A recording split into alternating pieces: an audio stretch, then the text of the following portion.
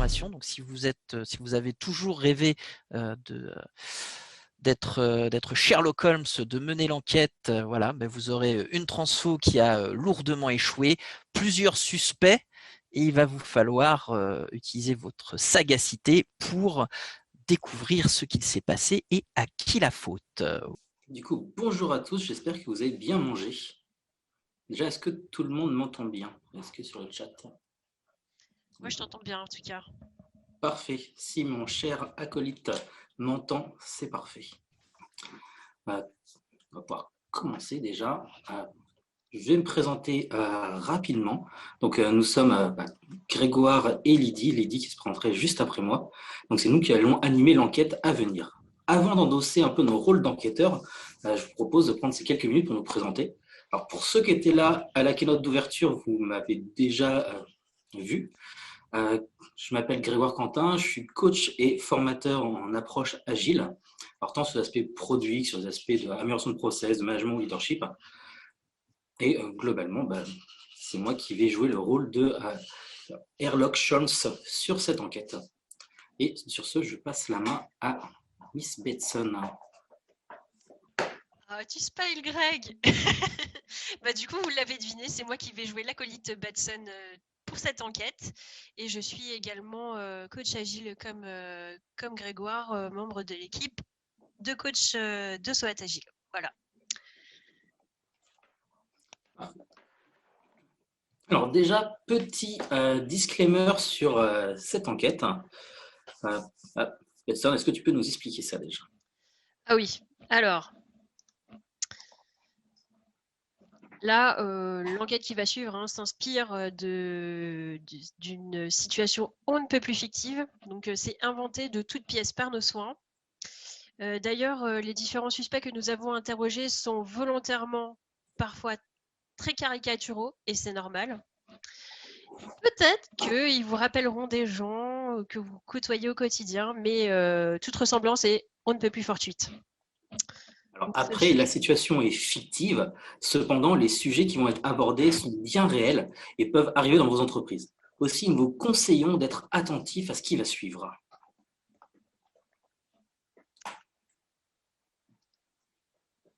Alors, du coup, comme annoncé dans le titre, il s'agit d'une enquête interactive et donc nous allons vous inviter à prendre part, à assister nos enquêteurs pour tirer vos déductions. Donc, pour cela, sachez que les interrogatoires après les interrogatoires, en fait, vous pourrez répondre à des sondages. Et d'ailleurs, en parlant de sondage, je vous invite du coup à tester l'outil dès maintenant. On le rappelle, les deux enquêteurs seront en effet moi et Lydie. Et on compte sur vous pour nous aider, ça va être extrêmement important pour la réussite de cette enquête. Et donc voici le sondage. Donc l'outil de quiz qui sera utilisé tout du long de l'enquête est celui-ci. Et donc pour vous aider à le prendre en main, je vous invite à répondre à ce quiz. Donc, quelle détective êtes-vous? Est-ce que vous êtes plutôt Miss Marple, donc caustique, curieuse, tout en sachant tout, en entendant tout? Plutôt un inspecteur Lestrade, l'un des meilleurs parmi les pires? Elle, anonyme, énigmatique et dotée d'une intelligence hors norme? Inspecteur Gadget, cyber équipé, chanceux et surtout bien entouré, ou juste moi? Alors là, on voit au fur et à mesure les personnes qui répondent au sondage. Alors lors de la session, on ne mettra pas forcément les réponses, là, vous voyez sur mon partage, mais on sera beaucoup plus focalisé sur nous en tant qu'acteurs ici présents. Et nous avons, sache-le, Greg, nous avons un public, somme toute, très humble. Il y a beaucoup de juste moi, donc on est à 33%. Et ça se tire la bourre avec l'inspecteur Gadget. Mais je connais très bien moi et j'ai toute confiance en lui pour nous aider. T'es comme moi, t'es plusieurs dedans. C'est ça. Ok, du coup, je propose, on va mettre fin à ce petit Merci. sondage de test et pour pouvoir commencer notre enquête. Je te laisse le terminer. Voilà. Il est fini là. Non? Du coup, nous nous allons donc pouvoir, trêve de préambule, il est temps de passer à l'enquête. Absit reverentia vero, ou ne craignons pas de dire la vérité, comme disait l'autre. Hop, j'arrête ce partage. Je ne partageais pas, c'est bien ça? Si, moi je voyais tes slides. Ok. Arrêtez, voilà. Ouf. Eh bien, alors, nous passons donc à l'enquête. Eh bien, Betson, sont-ce là nos nouvelles recrues? Exactement, j'allais justement les briefer. Donc, bonjour à tous et bienvenue. Comme vous savez certainement, vous avez été assignés à cette enquête. Tâchons ensemble d'aiguiser nos talents et surtout votre sixième sens. Nous allons passer donc les 50 prochaines minutes ensemble pour résoudre l'affaire qui vient tout juste de nous être confiée. Alors, pouvez-vous leur en dire un peu plus sur cette affaire, Betson? Un peu de contexte leur fera pas de mal, je pense. Oui, bien sûr. Donc, nous avons été contactés par la société Triceracorps. Cette société de renom est, comme vous le savez tous, donc experte en marketing relationnel et travaille avec des sociétés renommées. Et Triceracorps vient de faire le constat de l'échec de sa transformation après 2 ans d'efforts. Donc, il cherche évidemment le coupable. Ah, un échec de transformation. Une situation qui n'est que trop classique par les temps qui courent. Ceci dit, qu'est-ce qui leur fait dire que c'est un échec, hein? Eh bien, selon la direction métier qui a fait appel à nous, il semblerait que les promesses de la transformation n'aient pas été tenues. Bon, alors, beaucoup d'investissements en temps et en argent, ayant aucun vrai retour sur investissement. Alors du coup, bon, pourtant, ils avaient mis toutes les chances de leur côté. Toute l'entreprise était engagée dans cette démarche de transformation, donc le métier, la DSI, les RH, vraiment tout le monde. Sauf que ça a échoué. Nous allons maintenant enquêter pour découvrir qui est responsable de cet échec, en fait. Donc, celui ou ceux qui ont tué cette transformation ne peuvent rester impunis. Et nous comptons sur vous. Si trouver des coupables il faut, menons donc l'enquête. Au moins, ça permettra à nos nouvelles recrues de se faire les dents. Pour ma part, j'ai ma petite idée, mais je ne dirai rien pour le moment. Merci. Nous allons donc passer en revue les interrogatoires des différentes parties prenantes de cette affaire. Rappelez-vous, ils sont tous tout autant témoins que suspects. J'ai confiance en votre capacité d'analyse. Nous recueillerons votre avis après chaque interrogatoire. Parfait. Mais sachant que le temps presse, je vous propose, on est loin d'avoir résolu l'affaire pour l'instant. Donc, par qui souhaitez-vous commencer, ma chère Betson? Dites-moi tout. Eh bien, mon cher Herlock, je propose que nous commencions par Joanny Cash. Donc, elle travaille au sein de la direction métier et c'est elle qui devrait nous fournir des éléments clés pour comprendre cette affaire. Parfait. Hop, et bien, voyons voir Joanny Cash, ce qu'elle a à nous dire.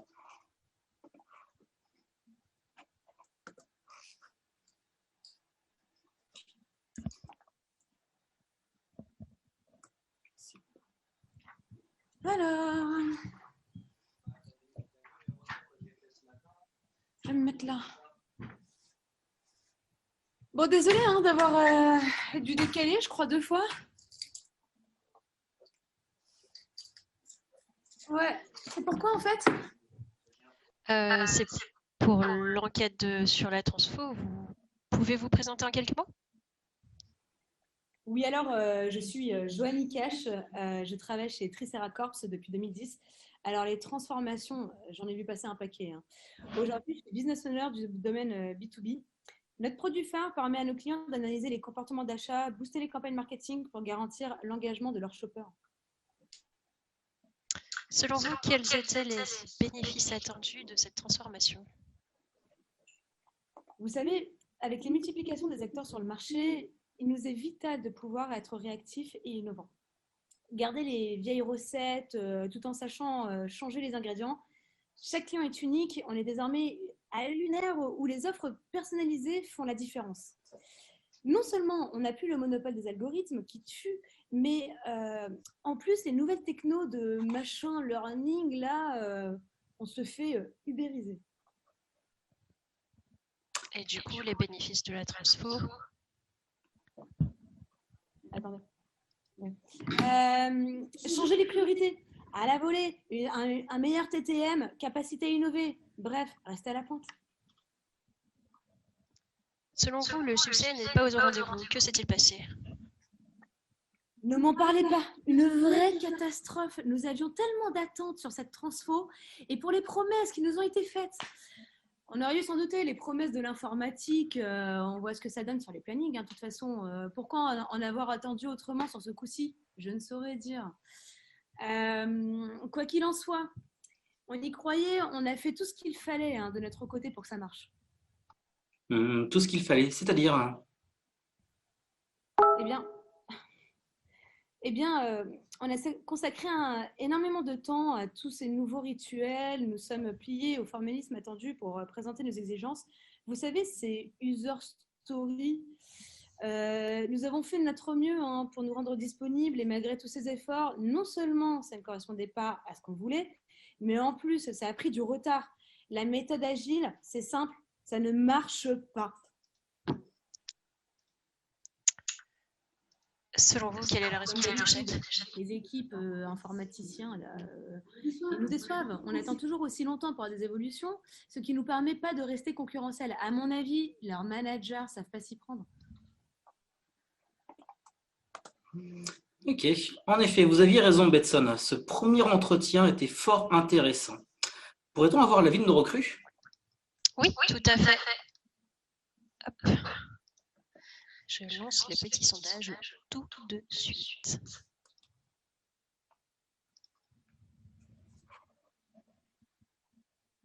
Alors, selon vous, Joanie a-t-elle trempé dans le sabotage de cette transfo? Est-ce que oui, elle est coupable et cash doit payer? Est-ce que son comportement était suspect? Ou est-ce qu'elle était plutôt innocente et qu'elle s'est beaucoup investie?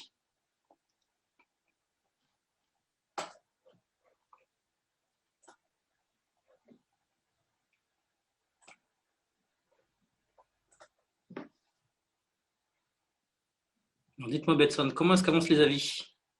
Alors, visiblement, la majorité de nos assistants pensent que son comportement est suspect. Ah, et vous, Batson, est-ce que vous êtes fait votre avis? Eh bien, je suis un peu du même avis.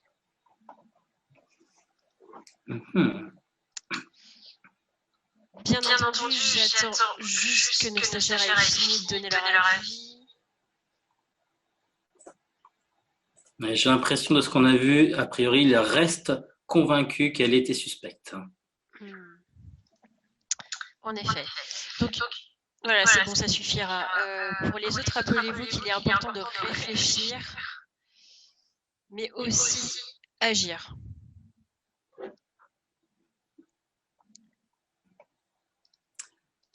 Ok. Et donc, pour donner mon avis, de mon côté, je remarque quand même que les ambitions affichées de cette transformation sont le time to market, l'innovation, l'adaptation. Ça me semble pertinent. Concernant la direction métier, ils se sont investis dans de nouvelles pratiques et ont démontré une volonté de collaboration. Donc, le métier a exprimé ses attentes et ses solutions en se pliant au formalisme attendu pour aider au mieux en fait les équipes. Cependant, il me semble que c'était une communication à sens unique. C'est à vérifier et à aucun moment les équipes n'ont l'opportunité de poser des questions ni de s'assurer d'avoir bien compris la solution attendue. Donc, à voir. Très bien. Alors, au passage, ma chère Batson, j'ai eu une information logistique. Il semblerait que votre micro fait un certain nombre d'échos lors du son, donc attention à la façon dont vous parlez. Je pense que c'est plutôt le vôtre. Ok. Mais en tout cas, vous aviez vu juste, j'ajoute sur votre analyse, et j'ajouterai également que l'essentiel n'est pas uniquement de transmettre de l'information, mais bien de co-construire ensemble. Un représentant business est bien garant de la maximisation de la valeur produit. Pour cela, il doit garder en tête les problématiques clients, mais il n'est pas le seul responsable de la solution, bien au contraire. Plusieurs cerveaux valent mieux qu'un. La collaboration au service de la documentation, donc. Élémentaire, ma chère Betson. En parlant de collaboration avec les équipes IT, je crois que nous avons un enregistrement les concernant. Tout à fait. Il s'agit de Monsieur Tromp, le manager des équipes IT. Il avait d'ailleurs souhaité être interrogé en compagnie d'un de ses collaborateurs. Je lance la vidéo de ce pas.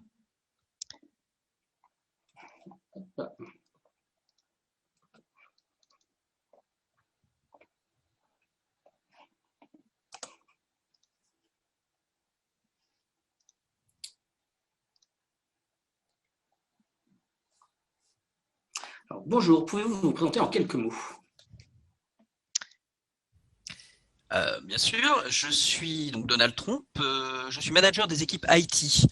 J'ai la responsabilité du pilotage des projets, du suivi des budgets, ainsi que de l'évolution de carrière de nos ressources. Quant à Mika, à qui j'ai demandé de se joindre à nous, c'est notre process master. Alors, au passage, je tiens à rectifier, hein. Je ne suis pas Process Master, je suis Scrum Master. Hein. Et donc, mon métier, c'est de m'assurer que les équipes ne soient pas dérangées et qu'elles ont ce qu'il faut pour avancer, tout en suivant le guide. Le guide, hein. Oui, le Scrum Guide, c'est un peu notre Bible. Il définit nos rituels, nos artefacts, enfin, la façon dont les équipes se doivent de travailler. Ok, selon vous, quels sont les bénéfices attendus de cette transfo? Vous dire, avant la transfo, on était dans un fonctionnement en mode passe-plat. Les métiers nous envoyaient un cahier d'exigences plutôt complet, nous imposaient des délais souvent irréalistes, et il fallait tordre le chiffrage pour y correspondre. À côté de ça, lorsque des éléments n'étaient pas clairs ou nous semblaient pas pertinents, impossible d'obtenir des réponses, ce qui engendrait des retards totalement indépendants de notre volonté. Du coup, l'objectif de la transfo était de livrer plus vite, d'impliquer les métiers dans le build et d'améliorer la qualité du délivré. La transformation sert à accompagner les équipes à s'approprier de nouvelles méthodes de travail. L'efficacité de l'équipe passe par les moyens mis en place. Ok, on nous a dit que la transfo a échoué. Qu'est-ce qui s'est passé? J'ai bien ma petite idée, mais bon. Dans tous les cas, de notre côté, on est bon. D'après les reportings, tous les voyants sont au vert, la vélocité est bonne, les rapports qualité sont OK. On est vraiment dans le cas idéal, hein, tout se déroule sans accroc. Je dirais même plus, les équipes s'améliorent et donc sont de plus en plus efficaces. Le temps de travail passé par sujet est de plus en plus court. Et donc, qui est à l'origine de cet échec? Quelle est votre petite idée? Je pense que le problème vient de l'équipe opérationnelle, qui n'est pas assez expérimentée pour livrer en production dans les temps. C'est inimaginable de prendre 3 jours pour une mise en prod, surtout qu'on nous demande de la préparer au moins 2 mois à l'avance. Je dirais même plus, la majorité des sujets qui restent dans la colonne bloquée des équipes sont liés à des tickets dépendants des ops.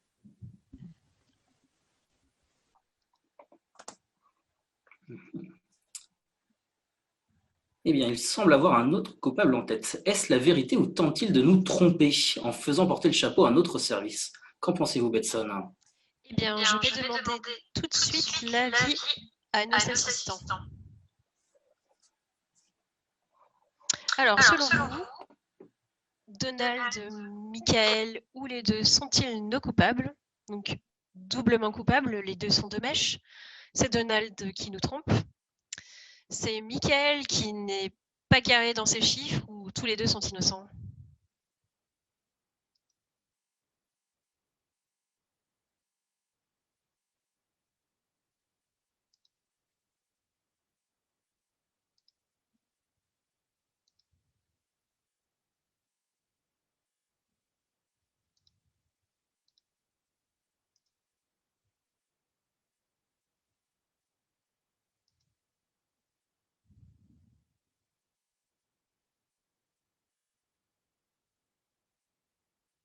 Alors, d'après nos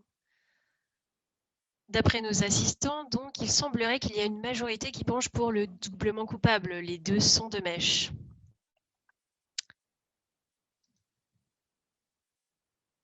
Alors, ton micro est coupé.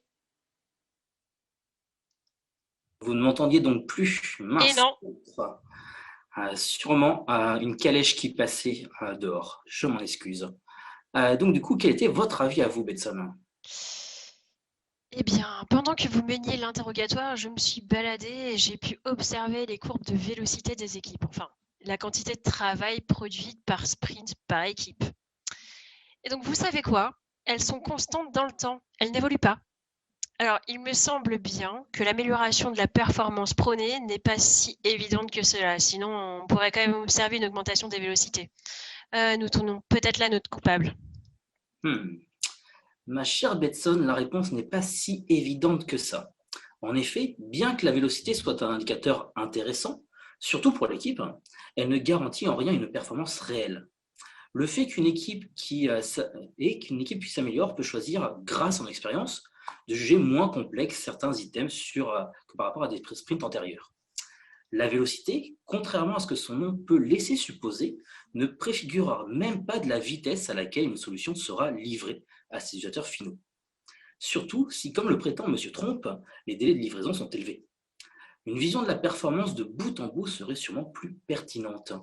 Ce qui va être important, ce n'est pas le temps de travail par sujet, c'est le temps écoulé pour transformer une idée en une solution utilisable en production pour nos utilisateurs. À choisir, plutôt que la vélocité, je conseillerais d'aller regarder un indicateur tel que le lead time. Alors, pour la performance, du coup, il faudrait plutôt regarder le lead time plutôt que la vélocité. Donc, je note après tout, comme c'est pour notre enquête, pour prendre de bonnes décisions, il faut regarder les bons indices. Et si on continue notre enquête d'ailleurs en faisant un tour du côté des Ops, justement? Ah, donc l'interrogatoire de Madame l'ermite, donc. Exactement.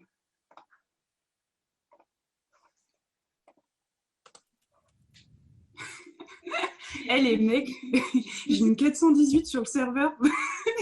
Ok. Bon, on va voir après. Hein. Bon.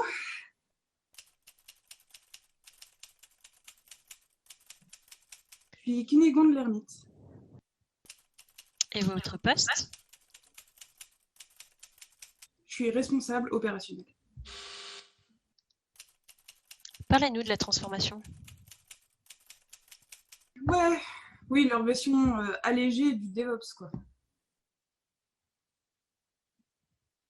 Du DevOps? Oui, du DevOps, des outils innovants que nous, on a mis en place et qui permettraient aux équipes de travailler correctement, de faire un travail de qualité. On a même la dernière version nuage de AWS. Cloud, pas nuage. Bref, enfin, on est genre juste le top du top, quoi.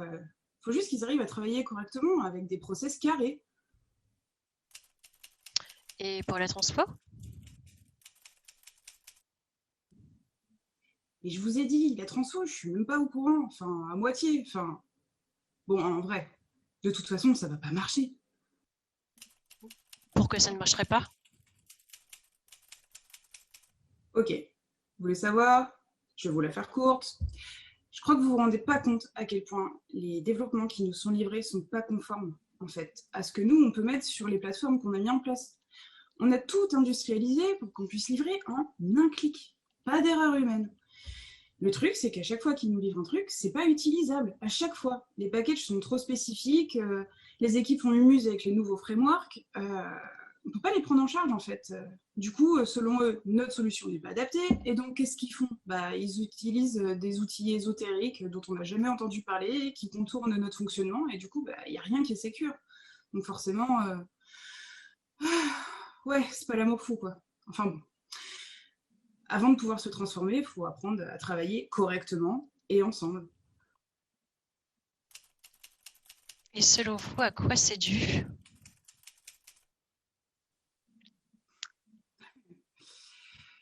À quoi c'est dû? On va pas se lancer sur un discours sur la nature humaine. Alors, je vais vous la faire plus simple. Déjà, j'en sais rien. Et ensuite, je sais pas, les RH leur filent pas suffisamment de formation. Ça les intéresse pas. Je sais pas. Par contre, ce que je sais, c'est qu'il y a notre tournoi de pont qui commence.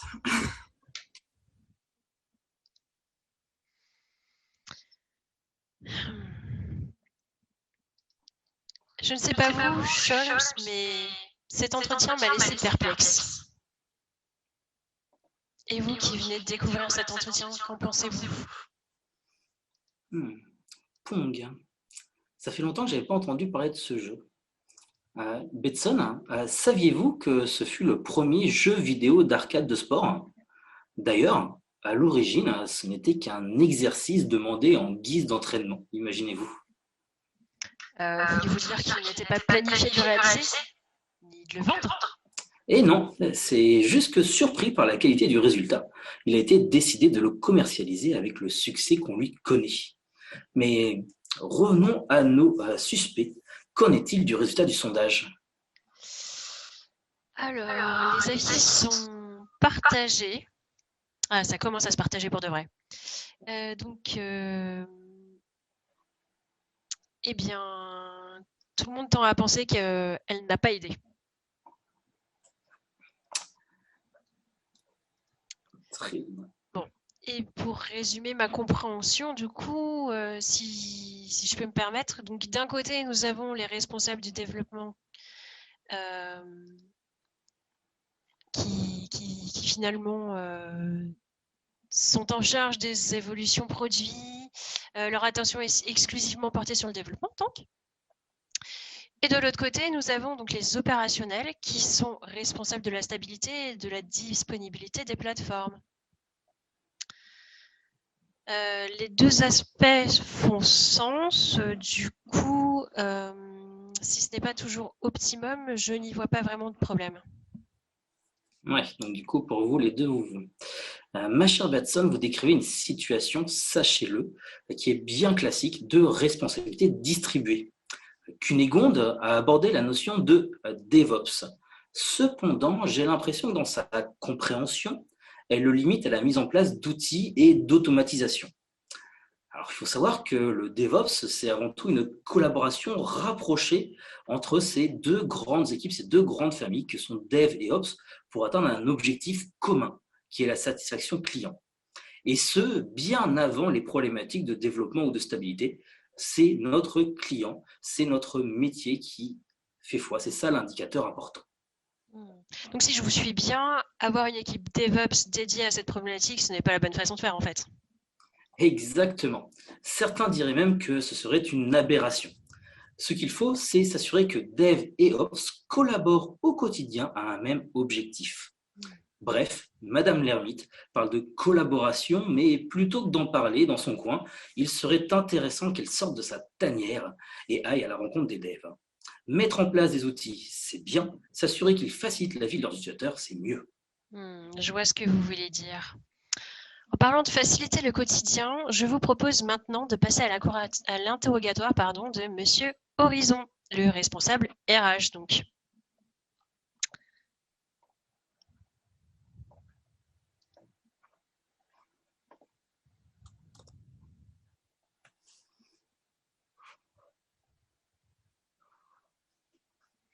Bonjour Monsieur Horizon. Bonjour, moi c'est Monsieur Horizon et non Horizon. Merci de ne pas vous tromper dorénavant. Je suis le DRH de Triceracorps. Selon vous, quelles étaient les raisons de cette démarche de transformation? Personnellement, côté RH, nous n'avons vraiment pas compris. Nous avons uniquement été sollicités sur les sujets qui touchent à notre domaine d'excellence, c'est-à-dire la carrière de nos employés. Et quelle a été votre contribution? Écoutez, Timothée nous a ordonné de redéfinir les fiches de poste. Timothée? Oui, Timothée Irma, celui qui pousse cette transfo. Bref, nous avons beaucoup travaillé pour comprendre et adapter tout ce verbiage. Parce que de vous à moi, parler de cérémonies, d'artefacts et de rituels, ça fait quand même beaucoup secte. Il a fallu trouver des termes plus classiques pour en faire de vraies fiches métiers. Au final, ça nous a pris 6 mois de travail pour obtenir des fiches correctes. 6 mois? Oui, enfin, vous n'imaginez pas la complexité apportée par tous ces nouveaux postes qui peuvent se cumuler. On a des postes tournants maintenant. Alors imaginez la difficulté pour clarifier ça côté RH. Avant, quand on avait des grilles basées sur des critères plutôt simples, c'est-à-dire en prenant le nombre d'années d'expérience et l'école, nous obtenions une fourchette de salaire définie et un parcours de carrière tout tracé. Maintenant, on peut se retrouver avec des profils juniors à des postes de décision et des profils seniors à des postes d'exécutants. Comment voulez-vous que les salaires soient cohérents? Bref, un vrai calvaire. Selon vous, quelle est la raison de cet échec? Ah, mais je vous le demande. Ce qu'on a constaté le plus souvent, c'est que les gens ne respectaient pas du tout ces fiches de poste. Entre ceux qui sont en offshore, ceux qui sont en remote, ceux qui sont sur site. Bref, il n'y en a aucun qui bosse réellement comme les fiches de poste le disaient. Dans ce service, on a limite l'impression d'avoir investi du temps pour rien. Je pense que Timothée, vous savez, monsieur Irma, devrait redescendre un petit peu sur Terre avant de tirer des plans sur la comète, au lieu de nous sortir un cadre de travail non seulement irréaliste, mais surtout volatile.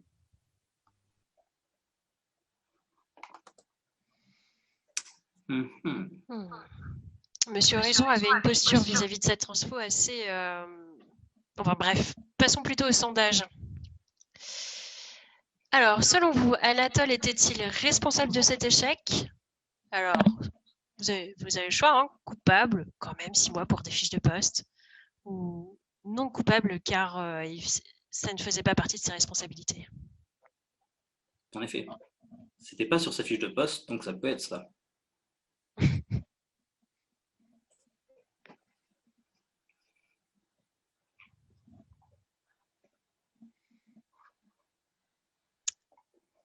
Verdict Betson, qu'en pensent nos enquêteurs en herbe? Alors, nos enquêteurs ont tendance à penser que quand même 6 mois pour des fiches de poste, c'est un peu long. Et vous, Betson, cette affaire de fiches de poste, qu'en pensez-vous? Eh bien, je pense qu'elle me semble pas du tout contextualisée. En fait, il est quand même important de définir un cadre. Encore faut-il qu'il soit adapté au terrain. J'irai même plus loin, mon cher Betson. Il y a une grande différence entre le moyen mis en œuvre et l'objectif à atteindre. On confond souvent les deux et on se perd souvent dans le premier. Un peu comme les équipes qui enchaînent les rétrospectives et font très attention au format, mais qui au final ne contribuent pas à l'amélioration continue de leur processus de travail. Par exemple, pendant ce temps, l'heure tourne, je le rappelle. Je vous propose donc de passer le dernier interrogatoire, celui du fameux Timothée.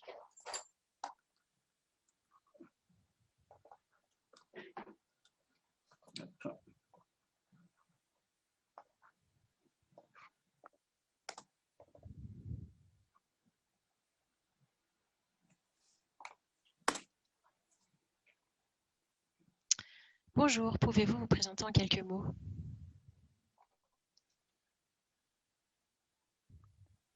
Salut Timothée, vous pouvez m'appeler Tim. Je suis le transfo owner. En clair, c'est moi qui priorise le backlog de transfo.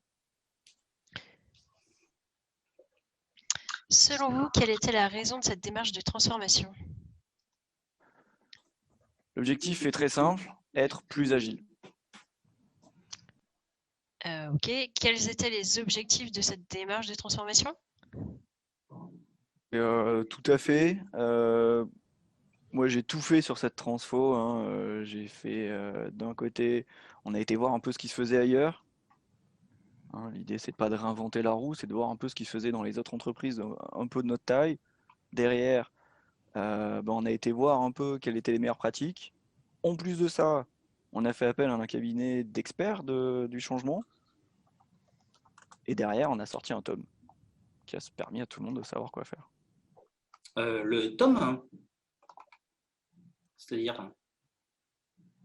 Excusez le jargon, Target Operating Model.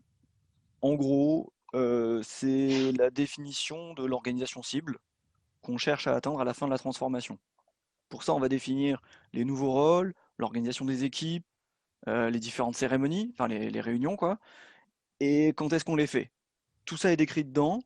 Ça permet à tout le monde dans l'entreprise de savoir finalement comment on va fonctionner après la transformation et comment on va y aller. Du coup, comment est-ce que ça s'est passé? Alors j'ai fait déployer la solution par les coachs. Ça a pris du temps pour leur expliquer, réexpliquer, détailler. Bon, au final, ils ont fini par comprendre le tome et ils ont pu lancer le déploiement terrain. Malheureusement, là, on est arrivé, tout le monde a freiné des 4 fers sur l'application du modèle, hein. Personne n'a accepté de quitter sa zone de confort, ni de changer ses habitudes. Alors, les coachs ont été finalement confrontés à ce qu'on appelle classiquement une résistance au changement. Ah oui, je comprends. Difficile donc. Bah ouais, j'ai parfois l'impression d'essayer de faire bouger des dinosaures qui refusent de voir la météorite qui approche. Bon, en même temps, vu le nom de la boîte, Triceratops, dinosaure, vous l'avez. Bref, on a passé beaucoup de temps à définir le tome. On a pris en compte toutes les spécificités de la société. On a fait une roadmap à 3 ans, enfin j'ai défini une roadmap à 3 ans, hein, comprenant toutes les démarches, étape par étape, dans le détail. Tout ça pour qu'à la fin, tout le monde continue à prioriser les sujets du quotidien plutôt que d'essayer de préparer l'avenir. Et selon vous, qui serait le coupable de cet échec de transformation? Alors ça, je suppose que vous en avez déjà rendu compte lors de vos interrogatoires. C'est le métier. Toujours pareil, c'est lui le sponsor de la transfo, et pour autant, il s'attendait à ce qu'on continue de délivrer comme avant des nouveautés en parallèle de la transfo. À un moment donné, il faut choisir, hein.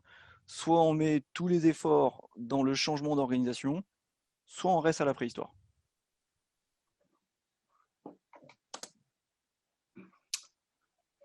Bien, il est temps de passer au sondage. Hop. Alors, selon vous, Timothée, instigateur de la transfo, est-il aussi celui de son échec? Alors, coupable, on ne prédit pas l'avenir sur un coin de table. Responsable mais pas coupable, ou non, l'échec n'était pas prévu dans le tome? D'ailleurs, pourquoi ça s'appelle pas un team? J'ai pas compris. Operating. Ok. Et de votre point de vue, Betson, qu'est-ce que vous en pensez? Enfin, déjà, quel est le point de vue de nos enquêteurs? Alors, nos enquêteurs semblent penser que Tim est clairement coupable. Ça ne se prédit pas sur un coin de table. Ok. Et vous? Alors, ma foi, je comprends sa frustration parce que tout ce temps investi pour faciliter la transformation en mâchant le travail des autres, tout cela pour rien, par manque de disponibilité. Bon. Ouais. De mon côté, j'ai pu observer ce qu'on appellerait un excès d'enthousiasme, si je peux dire, mais surtout un excès de perfectionnisme. À trop vouloir détailler ce qui devait se passer, il y a parfois le risque d'oublier de regarder ce qui se passe. Je ne sais pas si vous avez les références, mais l'institutrice et écrivaine Khadija Sobi disait « Votre planification n'est pas votre accès à la vie réelle ». Dit autrement, si votre plan n'est pas adapté à la réalité du terrain et n'évolue pas avec lui, il ne sera pas suivi. Une transformation d'entreprise, c'est un peu comme celle d'un produit. Cela se définit en continu. Alors, Betson, est-ce que vous avez trouvé le coupable? D'ailleurs, est-ce que nos nouvelles recrues ont aussi leur avis sur le sujet parmi les différentes personnes qu'on a pu voir dans les interviews? Eh bien, je récolte de ce pas leur avis. Alors, parmi tous ces suspects, du coup, lequel vous semble le plus coupable? Est-ce que Joanie, la cachonneur, Cunégonde l'obsermite ou Donald le pilote de projet, Michael le metric master, Anatole le carrière enabler ou Timothée le tome leader?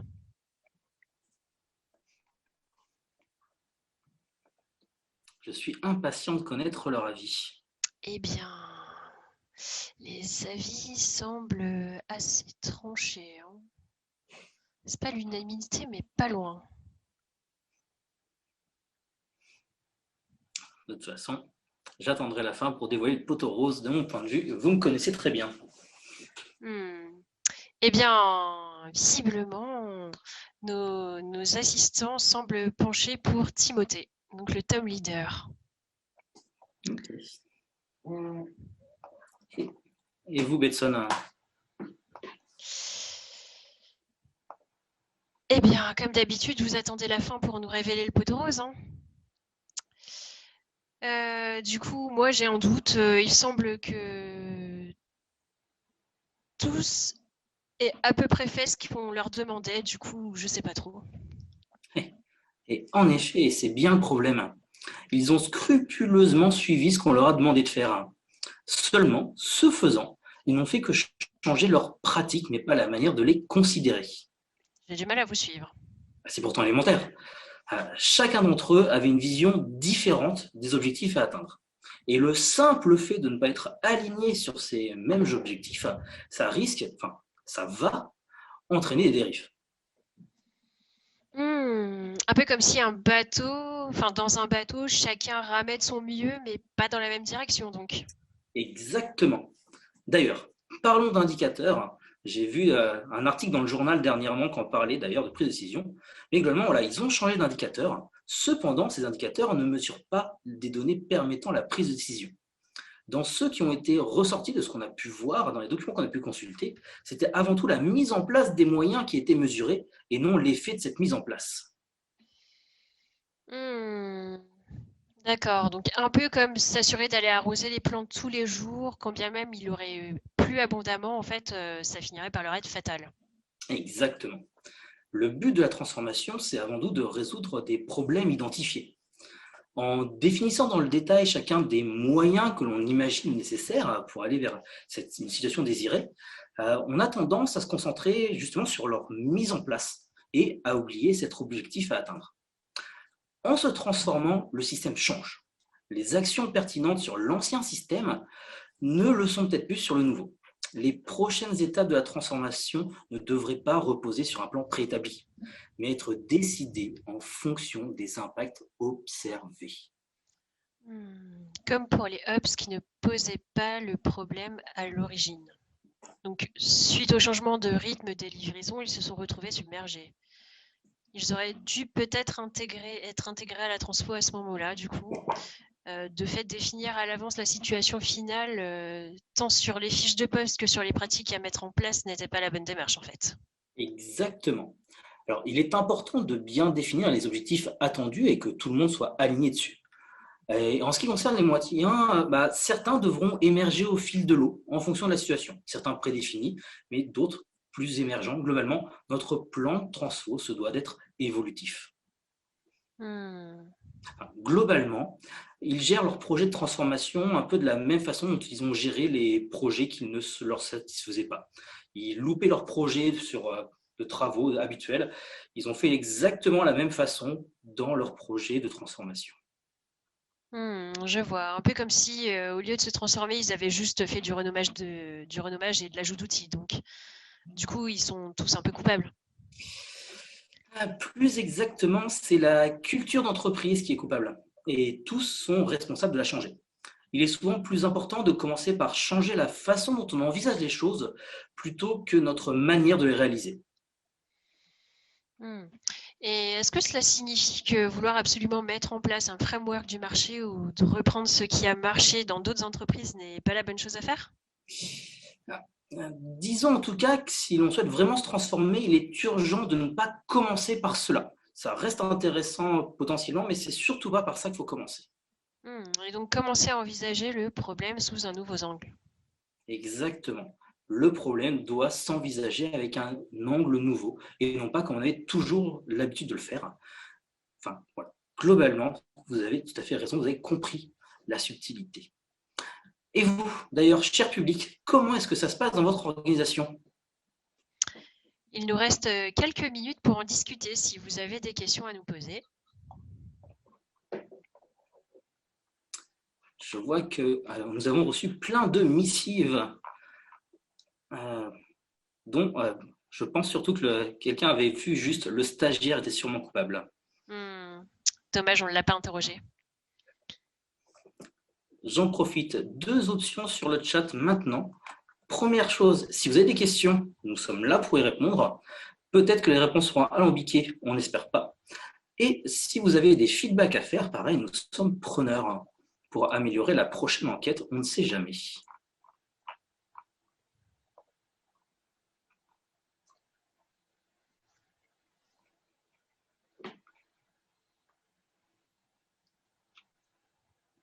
De votre côté, Betson, est-ce que vous avez apprécié cette enquête ? Eh bien, pour tout vous dire, j'ai été très enthousiaste à l'idée de partager cette enquête avec autant d'inspecteurs en herbe. C'était assez intéressant. Alors, et j'ai une question intéressante d'Emmanuel qui nous demande si ça existe vraiment le poste de transfo honneur. J'ai l'impression que d'ici quelques mois, ça va arriver, ça va être renommé. Mais globalement, il ne faut pas oublier que la plupart du temps, ce qui est important, ce n'est pas tant le titre des fiches de poste, ni le titre des rôles. Regardez, dans plein d'organisations, le même product owner ne fait pas la même chose d'une équipe à l'autre ou d'une organisation à l'autre. Des rôles différents font exactement les mêmes responsabilités dans différentes organisations. Donc, attention, ne tombez pas dans le piège du nommage des postes. Regardez plutôt, finalement, c'est quoi les rôles et responsabilités. Et ça, même juste en changeant d'équipe dans la même entreprise, n'hésitez pas à les reclarifier. On n'est jamais à l'abri de tomber sur des chats morts cachés quelque part. L'important, ouvrez l'œil. On avait dit au début de la conférence qu'aucun animal n'avait été blessé. Exactement. Ils étaient tous déjà morts.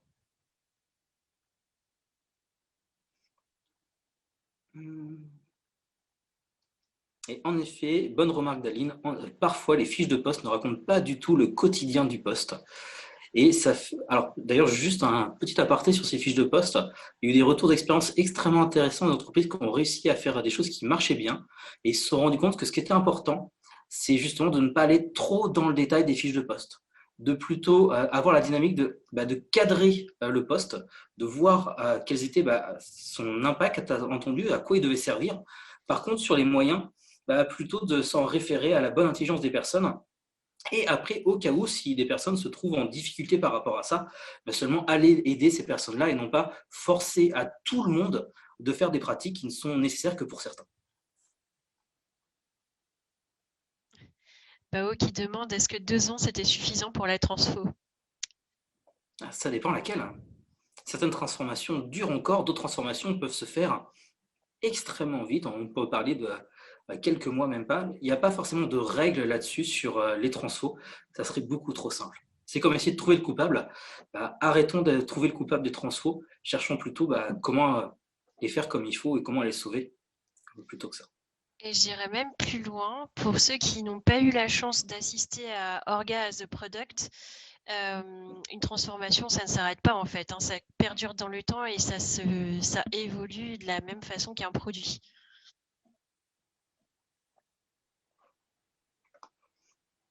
Exactement. Et pour le schéma, on y pensera en effet. Ça pourra aider. C'est une excellente idée, oui. Mais rassurez-vous, les documents étaient sur mon bureau derrière moi, vous pouvez le voir. Après, c'était juste pas évident avec ce système de télégraphe optique de tout vous montrer par rapport à tout ça. Je vous en serai m'excuser. Le système de pigeon voyageur n'est pas très efficace en ce moment.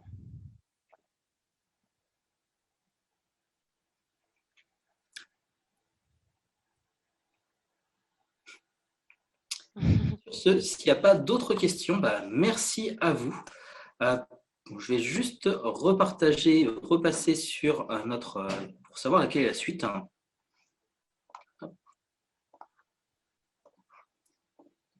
Donc, merci à vous déjà au passage. Et sachant que juste après nous, du coup, nous allons avoir une table ronde avec différents clients qui vont intervenir, le tout épaulé par Yaya.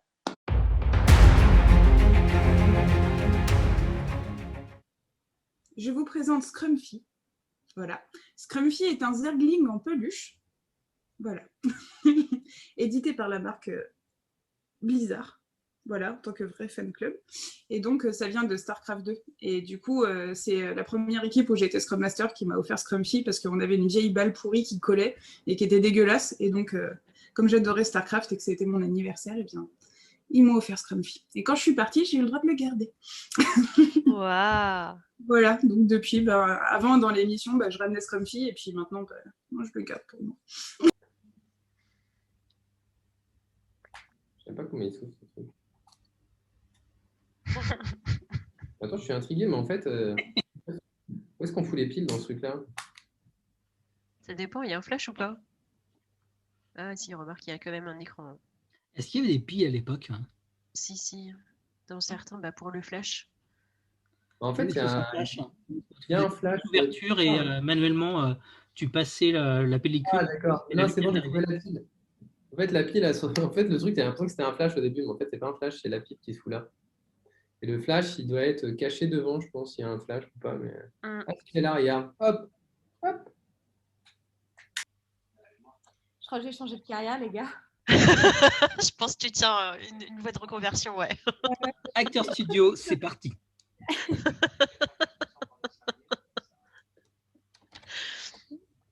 Une fléchette. Ah oui, il y en a un autre là-bas. Tu veux lequel, on l'a refait comme ça, on l'a fait comme ça. Tu as baby-foot, pas baby-foot. Sache au passage. En même temps, vu le nom de la boîte, Triceratops Corps.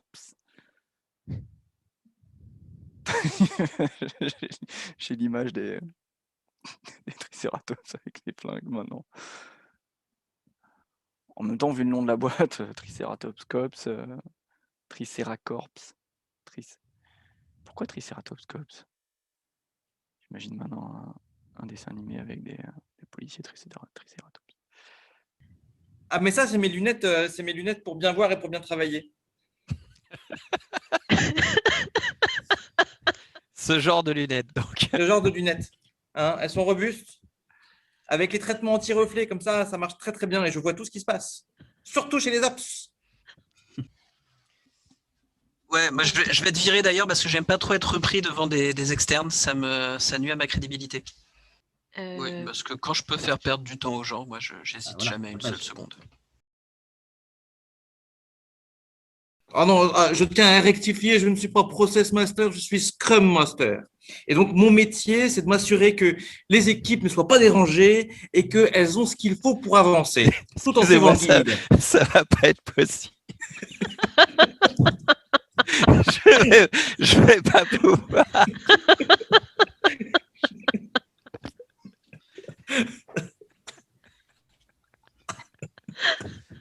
Pardon. Mais tu le fais très très bien. Allez, dit.